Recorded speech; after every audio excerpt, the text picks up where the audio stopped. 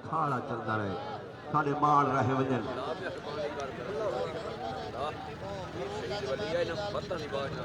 दोस्तों जगह बहुए है कलापुर नो है खड़े सो आ ग्राम पहले सो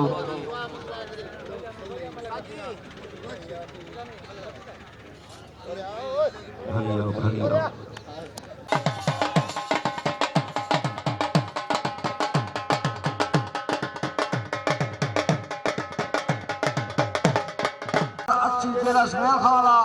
खान फटी खान दस्ती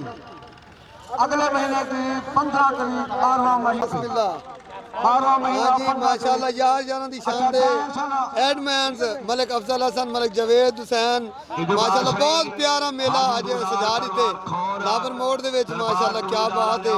इन्हां को खराज तहसीन पेश करने और हाथ ला दो से हाथ ला दो